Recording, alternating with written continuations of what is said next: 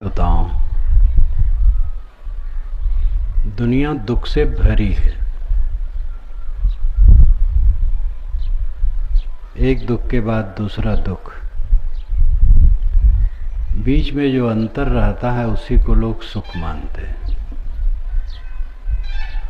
एक दुख आया तो पीड़ित हुए, वो दुख चला गया, अभी दूसरा दुख नहीं आया है, इसलिए सुख मानते हैं। एक के बाद दूसरा, दूसरे के बाद तीसरा, दुख पर दुख, बहुत दुख दुख दुख की खानी, तब बची हो जब राम ही जानी।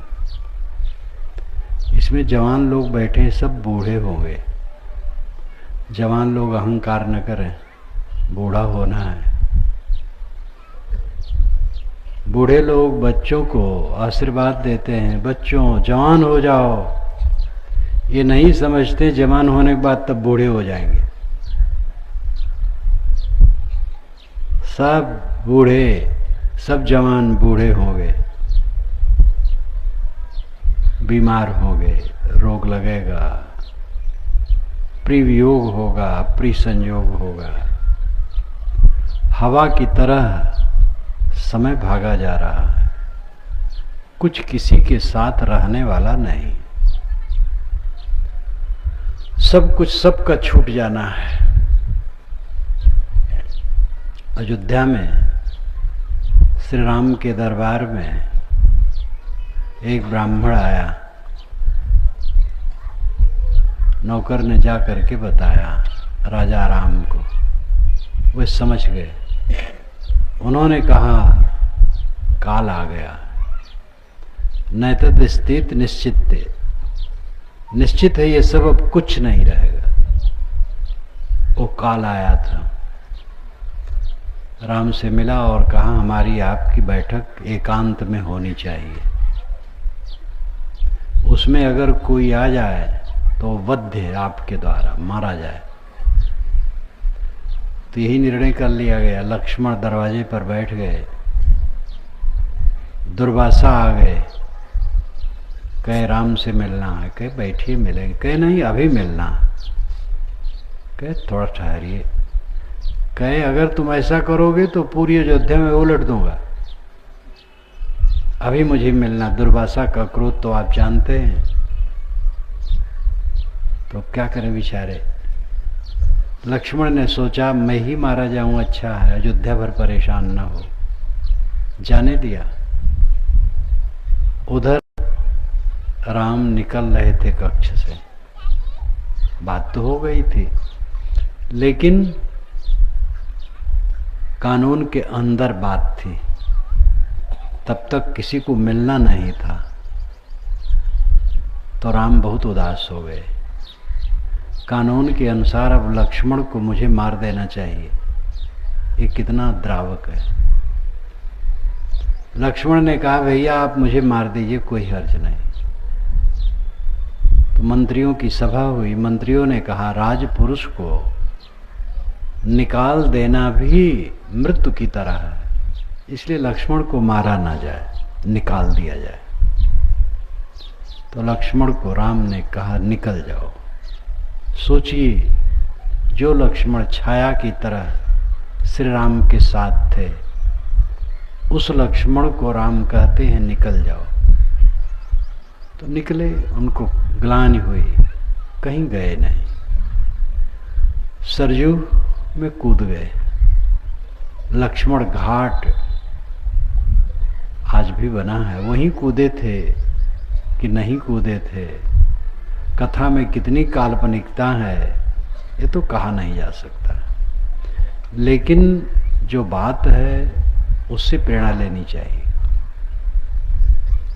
फिर शर्त के अनुसार श्री राम को सरजू में प्रवेश करने की बात आई। बच्चों को राज्य दे दिया गया, बांट दिया गया जगह जगह।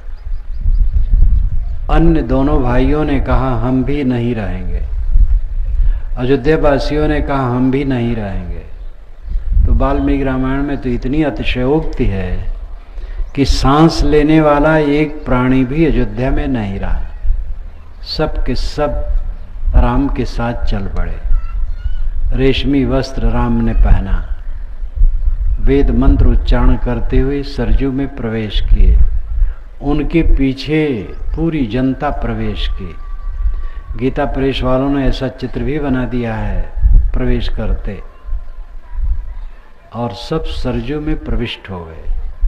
अयोध्या सूनी हो गई।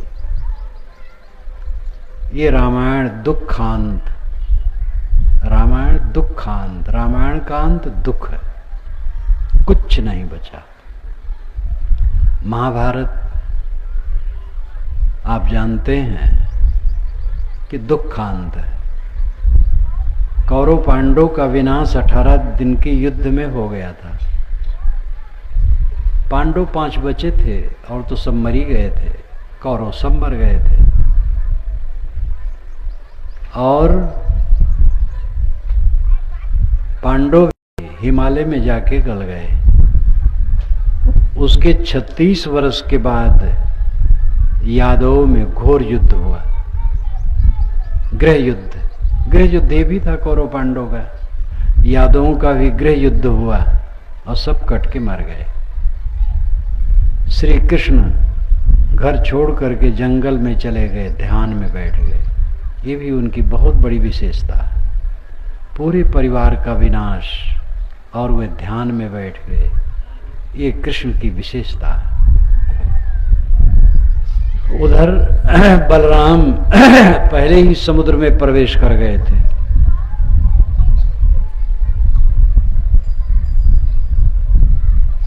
नौकर गया हस्तिनापुर, बताया, अर्जुन आए। समुद्र द्वारिका को काट रहा था, बहुत द्वारिका समुद्र में चला गया था।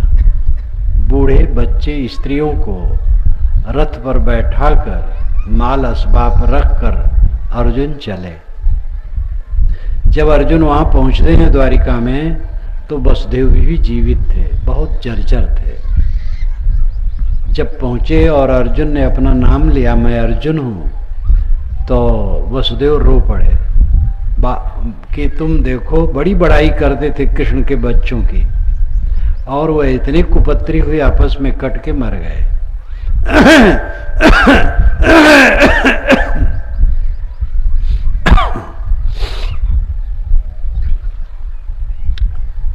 स्त्री बच्चों बूढ़ों सबको लेकर के चले राजस्थान के जंगली क्षेत्र में। जंगलवासियों ने लूट लिया उनको। वही अर्जुन, वही बाण, कुछ काम नहीं किया। स्त्रियां कितनी सोची कि ये जबरदस्ती ले जाएंगे, तो वैसे चली गई। जितनी युवती स्त्रियां थी सबको जंगलियों ने पकड़ लिया, धन लूट लिया। जो बचे खुचे बूढ़े बच्चे थे हस्तिनापुर के आसपास बसा दिए गए। ये दुर्दशा, कैसा दुखांत। रामायण दुखांत है, महाभारत दुखांत है। वेदव्यास और वाल्मीकि इन दोनों ने दुख के अलावा कुछ छोड़ा नहीं है इन दोनों महाकाव्यों में। एक ने एक से पूछा पुराण क्यों बने, महाकाव्य रामायण और महाभारत क्यों बने? उसने उत्तर दिया, यदुवंश, कुरुवंश, पुरुवंश, सूर्यवंश, ये सब के नाम हैं और कुछ शेष नहीं है। यह बताने के लिए तुम क्या कर रहे हो, तुम्हारा क्या रहेगा, आंखें खोलो। इतनी बड़ी बड़ी विभूतियों का कुछ चिन्ह नहीं रहा। श्री राम जैसे महापुरुष के पीछे लवकुश का नाम लिया जाता है, लेकिन लवकुश की इतनी ही विशेषता है कि उन्होंने राम को परास्त कर दिया था, बस, और आगे कुछ नहीं। कौरव पांडवों के बाद, यादवों के बाद आप क्या पा रहे हैं? शून्य। पांडव के वंशजों में हस्तिनापुर के पास थे, गंगा में बाढ़ आई तो नौका में, इतना बाढ़ आई कि नगर नष्ट हो गया, तो नौका में बाल बच्चों सहित वह आ गए इलाहाबाद से 50 किलोमीटर पश्चिम जमुना में, वहां उन्होंने नगर बसाया जिसको कौशाम्बी कहते हैं। बुद्ध काल में वो नगरी बहुत संपन्न थी, बड़ी नगरी थी। आज वहां केवल अवशेष है, भिट्ट है, उस पर खेती होती है। बौद्धों का कुछ अवशेष बचा है जो सरकार अपने संरक्षण में ले रखा है। कौशाम्बी वो पांडवों के बच्चों का अवशेष है। अयोध्या में आप चाहें, मंदिर हैं, संत हैं, साधारण गृहस्थ हैं, सभी प्रकार के लोग हैं, हिंदू हैं, मुसलमान हैं, खाते जीते हैं, अपना अपने अपने ढंग से उपासना करते हैं। राम का कुछ अवशेष नहीं, ऐसा संसार है। एक बात ये भी बता दूं कि अयोध्या में हिंदू मुसलमानों में कोई झगड़ा नहीं। ऐसे भी मंदिर हैं जिसके ट्रस्टी मुसलमान भी हैं, और एक बुढ़न मियाँ तो ऐसे हैं, अब रहे कि नहीं इस समय। वे तो जब मंदिर के पुजारी चले जाते थे तो स्वयं भय प्रगट कृपाला दीन दयाला गा के आरती करवा देते थे। हिंदू मुसलमानों का बड़ा बढ़िया समन्वय अयोध्या में है। ये राजनेताओं ने बहुत बिगाड़ा है। अपनी कुर्सी के लिए इन्होंने राम को भुनाया, बुद्ध को भी भुना रहे हैं। कबीर बचे हैं, बचे रहें तो अच्छा है।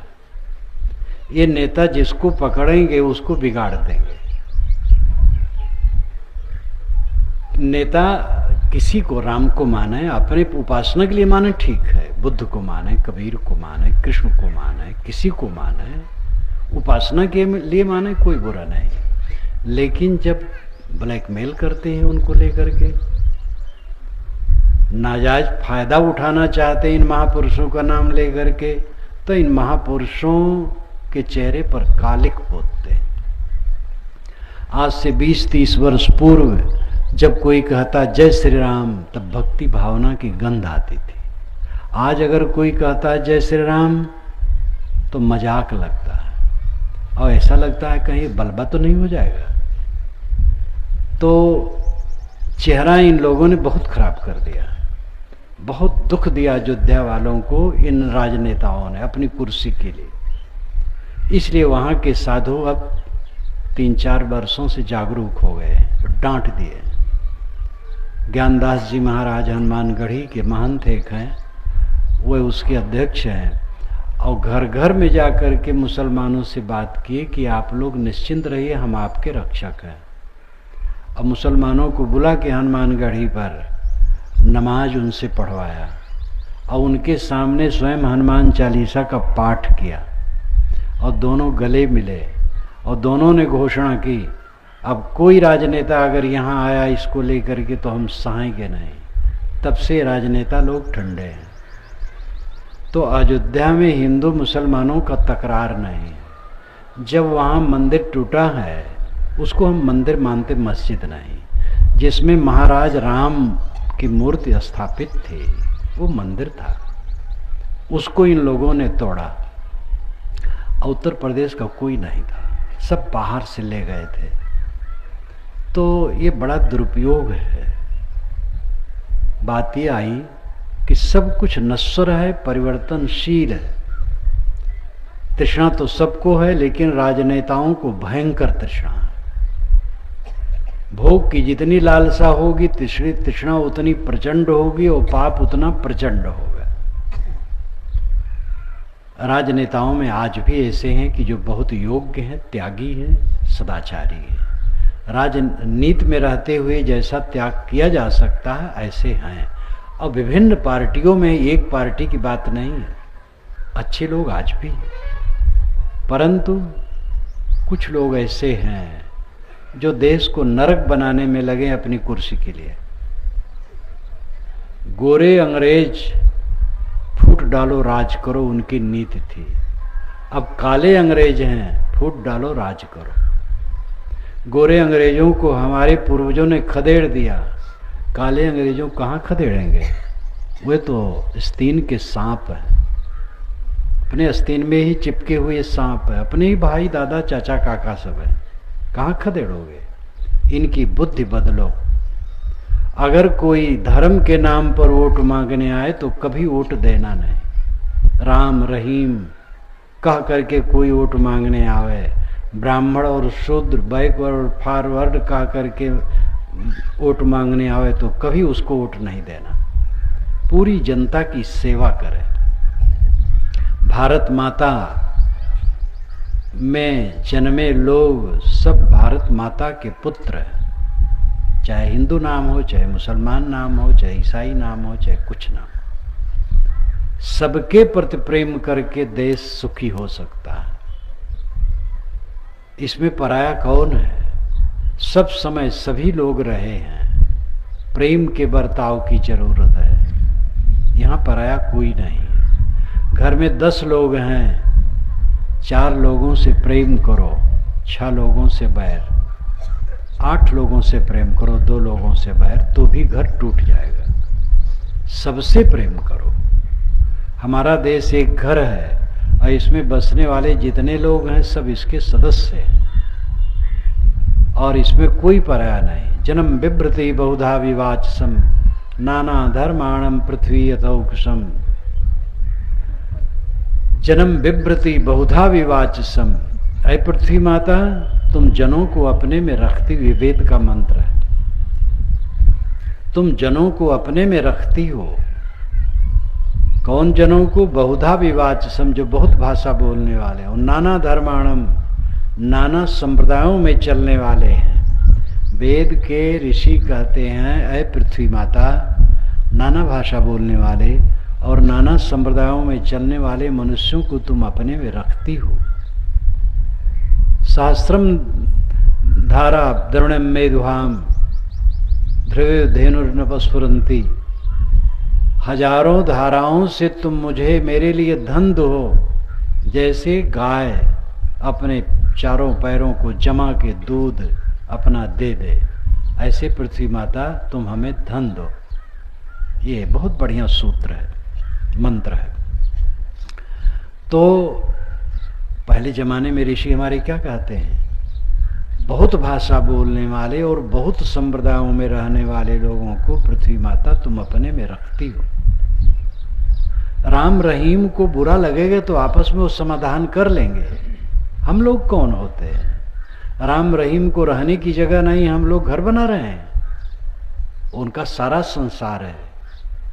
तो ये नेता लोग देश को नरक करना चाहते हैं। इनको गद्दी मिल जाए और 1000-10,000 लोग मार डाले जाएं और 10-20 अरब रुपए की संपत्ति नष्ट हो जाए तो कोई फर्क नहीं पड़ता उनका। पूरे राक्षस ऐसे ऐसे राजनेता आज भी हमारे देश में। आप लोग इसके लिए सावधान हो।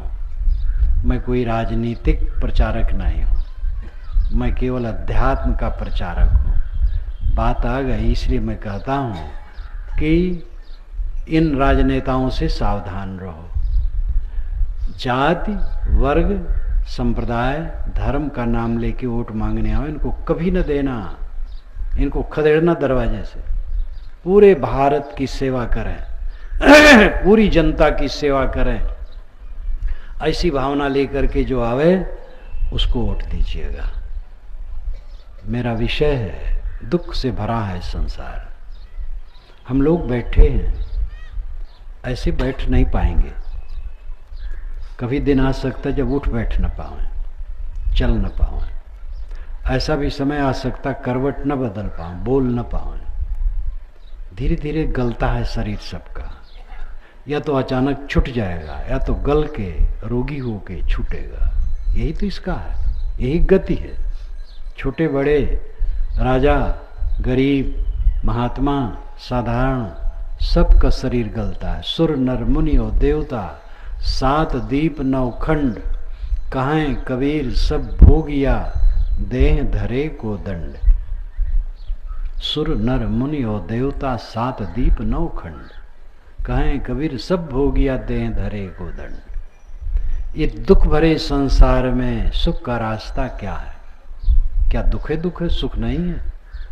दुख है, लेकिन दुख में से सुख निकाल लो। भूसी में से चावल आप निकाल लेते हो, मिट्टी में से तेल पेट्रोल निकाल लेते हो, पानी निकाल लेते हो। हर जगह तो कूड़े कचड़े में से हीरे मोती सोना सब निकाल लिया जाता है। दुख में से सुख निकालो। जब राम को जानोगे तब बचोगे। राम सुख स्वरूप है और संसार दुख स्वरूप है। आप पूछेंगे राम कैसा राम है, कहाँ है, पता चलना चाहिए।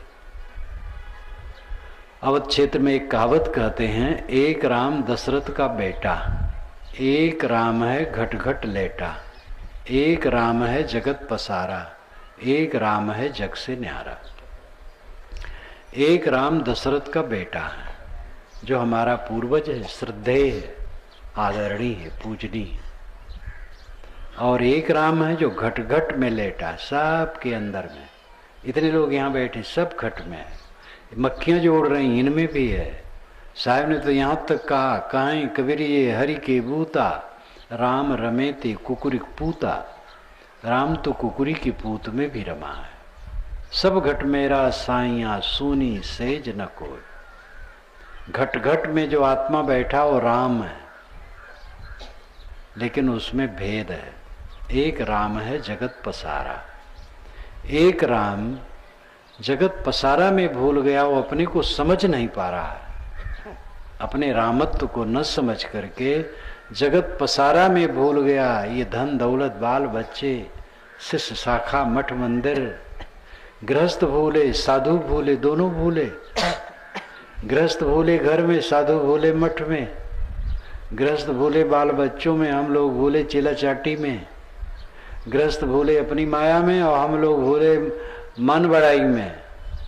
कहते हैं कि राग रंग में दुनिया रीझे, चटक मटक में नारी, भाव भगत में साधु रीझे, तीनों निपट अनारी। राग रंग में दुनिया रीझे। अभी ढोल तबला लगा दो यहाँ बाजा, अब मस्त हो जाएंगे लोग।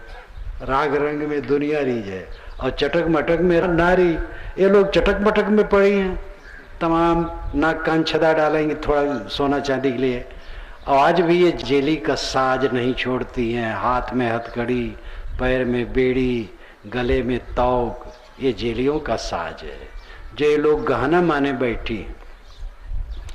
और ये चटक मटक में भूली हैं और भाव भगत में साधु रीझ हैं। भाव भक्ति कोई किया तो साधु रीझ गए। एक महात्मा स्टेशन पर उतरे, एक नवयुवक आ गया। महाराज नमस्ते। नमस्ते महाराज, आपके दर्शन हुए थे 3 वर्ष पहले, वहां अमुक जगह हुआ था, आपको ख्याल नहीं महाराज जी? आपका दर्शन हुआ था और आप तो मेरे गुरुदेव हैं। बैठाया गुरु जी को। महाराज जी लगता है आप कुछ खाए पिए नहीं हैं। कि हाँ अभी तो आ रहा हूँ। तो अच्छा महाराज दूध थोड़ा ले आओ। गया दूध लेने के लिए, आया 2 मिनट में। कहा महाराज वो कहता है कि पात्र नहीं है। तो महाराज पात्र नहीं है, अच्छा लाओ लाओ लोटा ले। महाराज लोटा आपका ले आओ, दूध ले आओ। लोटा लेके गया, फिर लौट के नहीं आया। भाव भगत में साधु रीझ गए कि चेला मिल गया, अभी दूध पिलाएगा और लोटा गंवा दिए। तो आप लोग बाल बच्चों में भटके हैं, हम लोग चेला चाटी में। आप लोग धन दौलत में, हम लोग मान बढ़ाई में। आप लोग घर में, हम लोग मठ में। तो दोनों डूबे, दोनों सावधान। दोनों मनुष्य हैं, जो ढील होंगे वो बिगड़ जाएंगे। वो वेश धरने से कुछ काम नहीं चलेगा। ये हमारा वेश क्या करेगा? अगर हमारे में वैराग्य नहीं, ज्ञान नहीं, भक्ति नहीं, तो वेश कुछ करेगा नहीं। जग जाने की जरूरत है। पसारा में भूल गया एक राम, और एक राम है जग से न्यारा। एक राम जग से न्यारा हो गया। कुल मिलाकर के अर्थ है कि राम से आप समझते हैं श्री राम, क्योंकि महाकाव्य वाल्मीकि रामायण बना, उसका प्रचार हुआ। फिर गोस्वामी जी ने बनाया, इससे हिंदी क्षेत्र में प्रचार हुआ। तो एक राम वो हैं, हमारे पूर्वज हैं। लेकिन जो शाश्वत राम है, सब समय है। राम के पहले भी था, आज भी, आगे भी रहेगा। और भारत में नहीं, पूरी दुनिया में वो राम है अंतरात्मा। वो सार्वभौमिक राम है। लेकिन उसमें फर्क यह है कि जो अपने राम के, अपने रामत्व को समझे, रामत्व को न समझा तो क्या होगा। ब्रह्म रूप सब जीव हैं लेकिन अपने ब्रह्मत्व को नहीं समझते हैं। गुरु रूप सब जीव हैं, अपने गुरुत्व को नहीं समझते हैं, तो क्या होगा। तमाकू खाते हैं, सब राम रूप है लेकिन तमाकू खा रहे हैं, बीड़ी पी रहे हैं, गुटखा खा रहे हैं। ये देवियां भी अब गुड़ाखुर घसना शुरू कर दी हैं। जो ये माताएं हैं बच्चों को गोद में रखती हैं, अब ये गुड़ाखू करेंगी जब तो बच्चे सीखेंगे कि नहीं। कितनी माताएं तो अपने बच्चों को गुड़ाखू भी घिस देती हैं। आप ब्रह्म स्वरूप हैं, गुरु स्वरूप हैं, राम स्वरूप हैं, सबके अंदर में वही तत्व है, उसका उद्घाटन करना है और समझना है, अपने चरित्र को ऊपर उठाना है। अगर हमारा मन दुनिया में है तो दुख पाएंगे। हमारा मन दुनिया से ऊपर उठ करके राम में रमना चाहिए, अंतरात्मा में रमना चाहिए। तन से काम मन से राम, कहें कबीर सरे दो काम। शरीर से काम करो और मन को राम में रखो। जरूरी है, खाना पीना है, बाल बच्चों को पोषना है, साथियों की सेवा करनी है, इसलिए मेहनत करना जरूरी। सबको अपनी अपनी श्रेणी में मेहनत करना चाहिए। कुछ लोग कहते साधु तो कुछ नहीं करते हैं, साधु कुछ नहीं करते। हम लोग कुछ नहीं करते हैं।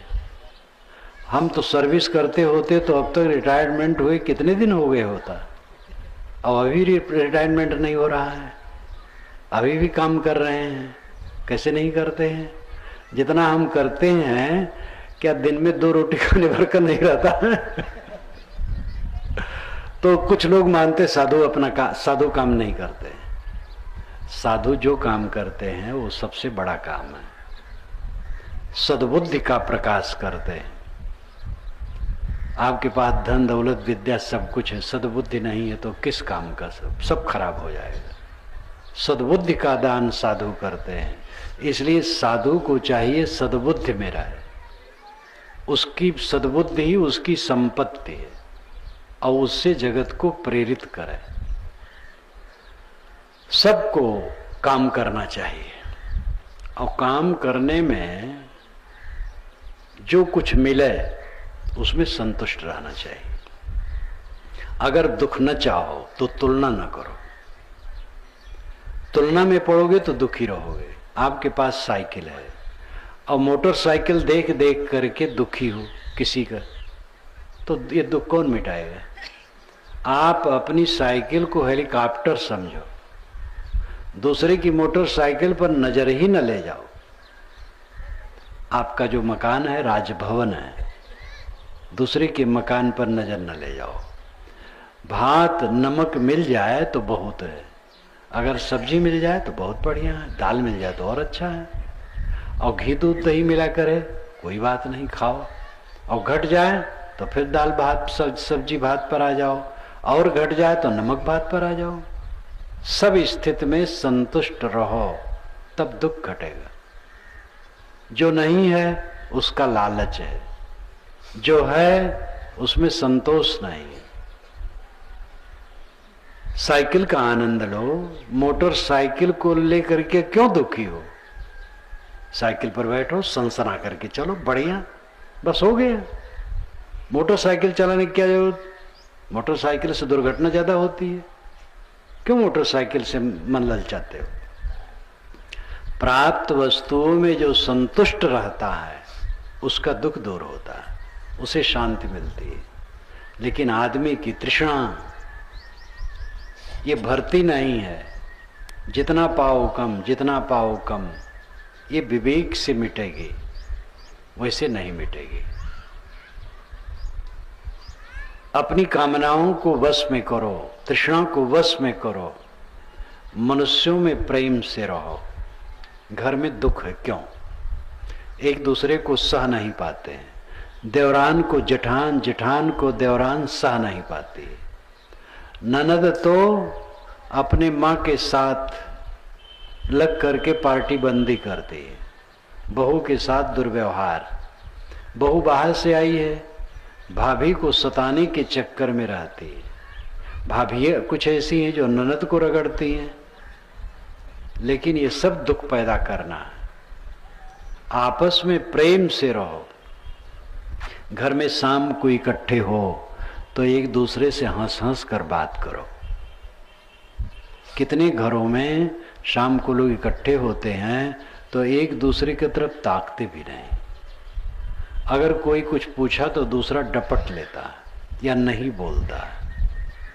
भोजन का समय आया तो दूसरे के साथ बैठ करके भोजन नहीं करना चाहते। पिता के साथ, पुत्र के साथ, भाई के साथ भोजन करने की भी उदारता नहीं है। एक भोजन कर रहा है तो एक बाहर बैठा है, एक घूम रहा है। इतनी सहानुभूति नहीं। ऐसे घर में सुख कैसे होगा? एक दूसरे से प्रेम का बर्ताव करो। शाम को इकट्ठे हो और इकट्ठा बैठ करके हंस बोल लो, जिससे दिल की कुंडी आपस की खुल जाए। कल क्या काम करना है विचार लो। बड़ों को आदर दो, छोटों को स्नेह दो, परस्पर में समता का बर्ताव करो, तब शांति आएगी। बीमारी, रोग, शरीर की जर्जरता, धन की हानि, मान की हानि, अपमान, तिरस्कार, ये सब बीच बीच में सब जगह आते रहते हैं। इनको सहो। शाम को श्री राम को बताया गया कि सुबह तुम्हें युवराज बनाया जाएगा, और सुबह बताया गया 14 वर्ष के लिए कठोर वनवास। कितना परिवर्तन!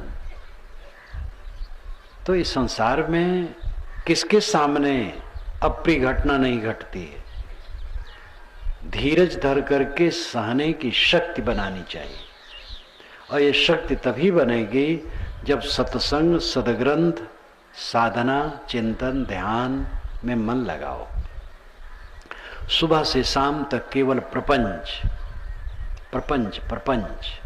काम धाम करना तो ठीक है, लेकिन कला, कल्पना, राग, द्वेष, प्रपंच में लोग डूबे रहते हैं।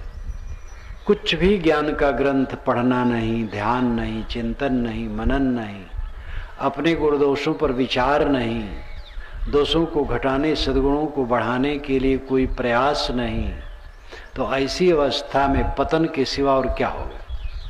मानसिक पतन, सबका पतन है। मन उन्नत हो। दुनिया के हान लाभ झूठे हैं। ये दुनिया जो दिखाई देती है आपके आत्मा में तीनों काल में नहीं है। वेदांती कहते हैं जगत तीनों काल में नहीं है, लेकिन जगत में जगत तीनों काल में है, आत्मा में जगत नहीं है। शरीर छूट जाएगा, जगत खो जाएगा हमारे लिए। गाढ़ी नींद में आप जाते हैं, जगत का ख्याल कहाँ रहता है? जगत खो जाता है, अपना शरीर माना हुआ खो जाता है। जब नींद खुलती है तब देखते हैं एक दिन शरीर छूट जाएगा, हमारे लिए संसार खो जाएगा। देह रहते रहते इस बात को सोचो। जिन बातों को लेके लड़ रहे हो, 4 दिन के बाद उसकी कोई कीमत रहेगी? तनिक बात को लेकर के लड़ गए, 4 दिन के बाद पश्चाताप हो रहा है। क्यों भावुक बनते हो? बड़ी बात भी कुछ नहीं। कौरव पांडव में बड़ी बात थी राज को लेकर, मूर्खता के सिवा क्या थी? दोनों भाई भाई थे, समाधान करना चाहिए। मूर्खता के सिवा कुछ नहीं थी। और कट के मरे, देश को बर्बाद किए, बड़े बड़े शूरवीर दोनों पक्षों के मरे, केवल मूर्खता। तो चाहे छोटी लड़ाई हो चाहे बड़ी लड़ाई हो, उसके मूल में है मूर्खता। कलह, वैमनस्य, प्रेम से रहने की जरूरत है। दुख भरे संसार में दुख को घटाओ, सुख को बढ़ाओ। दुख घटेगा, अपने आप सुख है। सुख है सुलझा हुआ मन। लड्डू में सुख नहीं है। एक लड्डू आपको दिया जाए तो मन प्रसन्न होगा, सुख है। 2 लड्डू खाने को दिया जाए तो उतना आनंद नहीं आएगा। 3 खाने को कहा जाए तो आप कहें नहीं भाई अब नहीं खाऊंगा, और कोई कहे नहीं 10 लड्डू खाना है तो आप गुस्सा हो जाओगे। अगर लड्डू खाने में आनंद है तो 10 लड्डू खाने में 10 गुना आनंद मिलना चाहिए, लेकिन नहीं आनंद है। आप अपने मित्र से मिले, एकदम सीने से लगा लिए और आनंद आया। अब ऐसे सीने से लगा करके 4 घंटा खड़े रहोगे? 1 मिनट भी खड़े रहो तो लोग समझेंगे पागल हैं क्या। जब लोग मिलते हैं इस ढंग से तो सेकंडों में अलग हो जाते हैं, गले लग गए, प्रेम हो गया, अलग बैठ गए। किसी बात में एक मर्यादा होती है। दुनिया के पदार्थों में सुख नहीं है, भ्रम है। सबसे बड़ा सुख काम भोग को माना है, जो सबसे बड़ा दुख है। क्षीणता, मलिनता, पश्चाताप, ग्लान, शरीर और मन की शक्ति का नाश, कोई फायदा नहीं। गर्भाधान के लिए ठीक है, इसीलिए जानवर गर्भाधान के लिए संयोग करते हैं। कुछ जानवर लंपट होते हैं, बाकी अधिकतम जानवर गर्भाधान के लिए संयोग करते हैं, बाकी नहीं। प्राकृतिक संयम उनमें होता है, आदती नहीं होते हैं। लेकिन आदमी की दशा दयनीय है। जो सबसे बड़ा सुख माना है उसमें छीड़ता, मलिनता के अतिरिक्त और क्या है। आप निश्चिंत बैठे हैं, मन प्रसन्न है, काम वासना की याद आई, खलबला गए, तो पहले सुख था कि अब सुख है? निश्चिंत थे, आनंदित थे, कोई दुख नहीं था। काम वासना मन में उदय हो गई तो दुखी हो गए, उलझ गए, उद्वेगित हो गए। अब दूसरा चाहिए, पुरुष है तो स्त्री, स्त्री है तो पुरुष, और मान लो वो मिल गया तब क्या हुआ? फिर मलिनता, वही बेवकूफ़ी अपने समझ में आई, बेवकूफ़ी। ऐसी चीज को 1 बार 2 बार कितनी बार समझना चाहते हो? समझो, जागो। 1 बार ठगावे 52 वीर कहावे, बार बार ठगावे गप्पू नाथ कहावे। बारंबार अपने को ठगाओ, गप्पू नाथ है। कब तक गप्पू नाथ बने रहोगे? संयमी बनो। सुख भोगों में नहीं है, दुख है, वो दुख पैदा करता है। जहां जहां अपने मन इंद्रियों को चंचल करते हो, नशा, नाच, रंग, काम भोग या कहीं भी स्वाद, रूप, गंध, जहां मन को ललचाते हो, उसके परिणाम में केवल दुख होता है। सुख है 5 विषयों से ऊपर उठ जाना, इंद्रियों को वश में कर लेना, मन को वश में कर लेना। जब जिस समय कोई इच्छा और चाहना नहीं होती है उस समय कितना आनंद है, और जिस समय चाहना उठती है उस समय आदमी खलबला उठता है, असमर्थ हो जाता है। यही दीनता है, यही दरिद्रता है। चाह गई चिंता मिटी, मनुआ बेपरवाह, जिनको कुछ नहीं चाहिए सोई साहंसाह। जिसका मन निश्चिंत है, इंद्रियां विवश नहीं करती हैं, जिसका मन सुबस है, जिसके मन में कुचिंतन नहीं है, खिंचाव नहीं, आकर्षण नहीं है, वो आनंद में है। चलते चलते आपने किसी मकान को देखा, बड़ा बढ़िया मकान है, ऐसे मकान मेरे होता, अब आप दरिद्र हो गए बिला वजह। जैसे इच्छा की वैसे दरिद्र हुए। लेकिन उस मकान मालिक को पूछो तो और बड़े मकान को देख करके वो ललचा रहा। जिसके पास कार है और बढ़िया कार देख के ललचा रहा, बढ़िया कार है तो विदेशी कार देख के ललचा रहा। ये लालच कभी बंद नहीं होगा जब तक विवेक न होगा। तो निर्धनिक कछ धन चाहे, धनिक चाहे विशेष, विशेष हो विशेष चाहे होवन चाहे नरेश, नरेश चाहे इंद्रपद, इंद्र चाहे रणजीत, असुर चाहे सुरपति बनन, यह तृष्णा की रीत। आगे आगे मन दौड़ता रहे, ये तृष्णा की लीला है। एक नदी के किनारे एक केवट रहता था, नौका चलाता था, गुजर बसर करता था।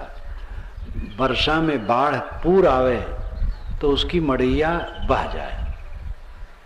हर साल बेचारा वर्षा के बाद दीवार उठावे, मड़ैया बनावे। वरुण देवता नदी के किनारे घूम रहे थे। केवट से उन्होंने कहा, तूने मेरी सेवा जीवन भर की है, आशीर्वाद जो मांगना है मांग ले, कोई वर मांग ले।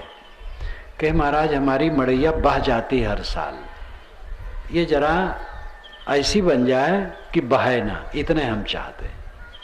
कहा जा बन जाएगी। मड़ैया पर गया तो देखा पक्का पोख्ता मड़ैया, बहुत खुश हुआ। उसकी पत्नी गई थी कंडा बीनने खार में, वहां से आई, उसने कहा हमारी मड़ैया कहाँ गई? कहे वरुण देवता ने वर दिया है, ये पक्का हो गया। कहे तुम बड़े बेवकूफ हो, मांगना था तो क्यों नहीं मांगा कि किला बन जाए? ये मड़ैया में खाली, जाओ कहो किला बन जाए। तो वरुण से गया, कहा महाराज मेरी पत्नी कहती है कि किला बन जाए। कि जा भाई किला बन जाए। अब किला बन गया, 1 किलोमीटर में लंबा चौड़ा किला, चारों तरफ खाई, बड़ी बड़ी बिल्डिंगें। उसकी पत्नी ने कहा बताओ किला किसके होता है? कह राजा के। कह राज मांगा कि नहीं? कह राज तो नहीं मांगा। तो एक एक बात तेरे क्या समझाऊं, जाओ राज मांगो। तो गया, वरुण देवता ने कहा जा भाई तेरे को पूरा छत्तीसगढ़ देता हूं। उसने कहा ये बतलाओ पूरा छत्तीसगढ़ से क्या काम चलेगा? पूरा भारत मांगो। तो भारत मांगा तो भारत दे दिया। उसकी पत्नी ने कहा लेकिन ठीक नहीं है, देखो पाकिस्तान कभी आंख दिखाता है, कभी चीन, तो जाकर के कहो पूरा भूमंडल मेरे राज्य में हो। तो वरुण देवता से कहा, वरुण ने कहा जा भाई पूरा भूमंडल में देता हूं। उसकी पत्नी ने कहा लेकिन बात तो भाई जमी नहीं, हम जो जब चाहें वह हो जाए ये मांगो। जिस स्त्री को चाहे पुरुष कर दे, पुरुष को स्त्री कर दे। सूरज को चाहे कमल का फूल बना दे, कमल का फूल सूरज बना दे। हम जो चाहें सो करें, ऐसा जाके मांगो। तो जाके कहा, वरुण ने कहा अब तुम कायदे बाहर जा रहे हो, चलो वही झोपड़ी में रहो। सब ले लिया, फिर वही झोपड़ी हो गई। ये बात को समझाने का तरीका है, ऐसा कहने से होता नहीं। वेद में वरुण एक देवता है जो नैतिकता का देवता है, और आगे चल करके पौराणिक काल में वो पानी का देवता बन गया है। तो वरुण को लेकर के कहानी गढ़ी गई। किसी कह देने से ऐसा हो नहीं जाता है, कहानियां बातों को समझाने के लिए होती है। अर्थ यह है, झोपड़ी में आंख मूंदे वो केवट पड़ा था, तो कल्पना किया पक्का मकान बन गया, किला बन गया, राज हो गया। जो चेतना का दीपक सब में जलता है वही परमात्मा है। न तो परमात्मा पाना है, न मोक्ष पाना है, न निर्वाण पाना है, वो तो पहले से ऑलरेडी है। मन को विकारों से हटाना है। अपना मन जो ललचा रहा है चारों तरफ, इसी से दरिद्रता है। ललचाना छोड़ दो, बस सुखी। शरीर में रोग लग जाए दवाई करो, संयम करो। शरीर सड़ने वाली है, ये मिटने वाली है, मिट जाए क्या चिंता। आत्मा अमर है, आप अमर हैं। शरीर के गलने से आप गलते नहीं हैं, शरीर के बूढ़ा होने से आप बूढ़ा नहीं होते हैं, शरीर के जीर्ण होने से आप जीर्ण नहीं होते हैं। आप तो अजर अमर अखंड शुद्ध चैतन्य है। ये बोधभाव रखो, सदैव अपने मन को ऊपर रखो भौतिक धरातल से। जो कुछ आज हमारा ऐश्वर्य है सब मिट्टी का लौंदा है, चारों तरफ मिट्टी का पसारा है। यहीं पर नजर डालो, ये सब बैठे हैं, सब मिट्टी के पिंड हैं। मेरा शरीर, आपका शरीर, सब मिट्टी के पिंड है। शामियाना मिट्टी है, एक खंभे मिट्टी है, दरिया मिट्टी है, चौकी मिट्टी है, लाउड स्पीकर मिट्टी है, मकानात मिट्टी है, पैरा मिट्टी, सब मिट्टी है। और ये सब थोड़े दिन में मिट्टी हो जाएंगे, लेकिन आत्मा दिव्य है, निर्मल है। इस सारे संसार को छोड़ करके आगे निकल जाओ, ध्यान में बैठो, कल्पना करो कि मेरा अपना माना हुआ सब खो गया, मेरे शरीर छूटे 100 वर्ष हो गए, 200 वर्ष हो गए। 200 वर्ष पुराना व्यक्ति आवे, कोई पूछेगा उसको? एक चिरंजीव नाम का व्यक्ति, मकान बढ़िया बनवाया और उम्र उसकी काफी हो गई थी, तो तीर्थ यात्रा में निकल गया। पहले जमाने में तीर्थ लोग जाते थे तो कहीं साल भर में लौट के आते थे, 6 महीने में आते थे, क्योंकि कुछ गाड़ी घोड़क संयोग नहीं था, पैदल जाना होता था। जब वो लौट करके आया 6 महीने में, तो दरवाजे पर देखा मकान बहुत पुराना लगता है और बहुत बाल बच्चे, बूढ़े बुजुर्ग, जवान सब अनेक, सब अपरिचित तो गया तो उसको बड़ा आश्चर्य हुआ। एक बूढ़ा व्यक्ति बैठा था और कहा कि भाई तुम कौन हो? मैं आ गया हूं, घर का मालिक मैं हूं। उसने कहा तुम कैसे घर के मालिक हो? बहुत गलत है, मैं घर का मालिक हूं। कहे तुम्हारा क्या नाम है? तो बताए कि तुम्हारे पिता का। फिर कहा फिर पिता का? कहे हमारे पितामह चिरंजीव थे, उन्होंने मकान बनवाया था। उन्होंने कहा वो तो मैं ही हूं। कहे तुम बिल्कुल गलत हो, तुम कैसे हो? बड़ा झड़पी हुई। तो उसने सोचा हमारी इतनी पीढ़ियां बीत गई थोड़े दिन में। अगर कोई 200 वर्ष के बाद अपने घर में आवे रहने के लिए, कोई रहने देगा? बूढ़ों को बेचारे रहने देना नहीं चाहते हैं। ऐसे भी हैं कि बूढ़ों की सेवा करते हैं, लेकिन ऐसे भी हैं बूढ़े तो सोचते हैं मैं मर जाऊंगा तो घर कैसे चलेगा, और बच्चे सोचते हैं कम मरे कम मैं मालिक बनूं। ऐसा धोखा में आदमी जीता है। तो ये संसार एक धोखा पट्टी की जगह है। अपने मन को सबसे निकालो, निष्काम बनो, ललचाना छोड़ दो। अगर सुखी रहना चाहो तो ललचाना छोड़ दो। मैं जन भाषा में कह रहा हूं, ललचाना, वासना छोड़ दो, तृष्णा छोड़ दो। दार्शनिक भाषा है, गवई भाषा है ललचाना। बात एक है, जिसके मन में लालच नहीं है वो परमात्मा है, परम सुखी है, कुछ लालच नहीं। शरीर स्वस्थ है, अस्वस्थ हो संयम से रहें, दवाई पानी करें जो शक्ति है। अस्वस्थ होगा, अस्वस्थ होगा, मर जाएगा, मर जाएगा, मरना इसको है ही। एक बार मरना, 2 बार थोड़े मरना है, चाहे जब मर जाए, क्या चिंता है। प्रिय वियोग हो गया, वियोग होने हैं, अप्रिय संयोग होना है। महाराज राम के लक्ष्मण कितने प्रिय थे और कैसा भयंकर हुआ।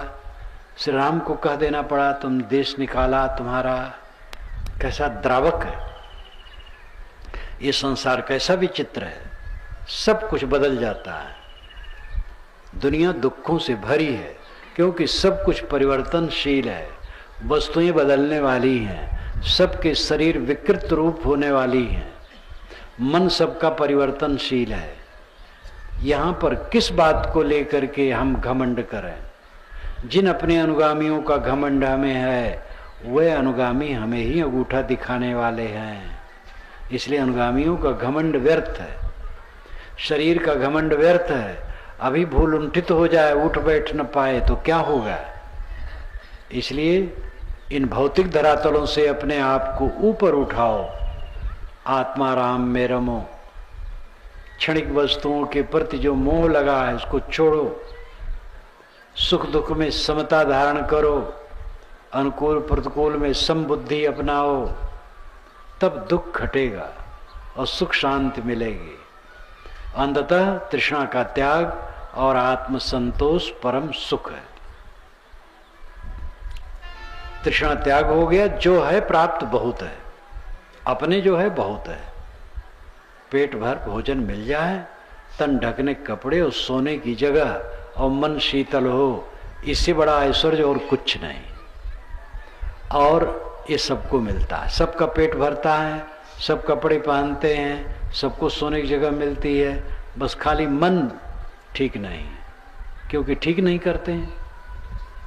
मन ठीक करो और मन शीतल करो, संतुष्ट करो, आत्मतृप्त करो, तब दुख दूर होगा। तो मैंने आपसे कहा था कि सारा संसार दुख से भरा है, रो रहा है मानो सारा संसार। हर समय रोना रोना रोना, चारों तरफ रोना है। वैसे रोते रोते शिकायत करते रहते, सब शिकायत में डूबे हैं। महाराज सुख नहीं मिला जीवन में, सब दुखी है, सुख को समझते ही नहीं है। तृष्णा का त्याग सुख है, मन का संतोष सुख है, सह लेना सुख है, क्षमा करना, गम खाना, संतोष करना सुख है। इस सुख को समझें और सत्संग सेवा भक्ति साधना द्वारा इस बोध को और इस रहनी को बलवान बनावें, जिससे सच्चे अर्थ में इस जीवन में सुखी हो और प्रसन्नता पूर्वक शरीर का त्याग करें, आनंद से जिएं और आनंद से मरें। वह ज्ञान सच्चा ज्ञान है, जिस ज्ञान का फल आनंद से जीना होता है और मरना भी आनंद से होता है। आपको धन्यवाद देते हुए मैं अपनी वाणी को विराम देता हूँ।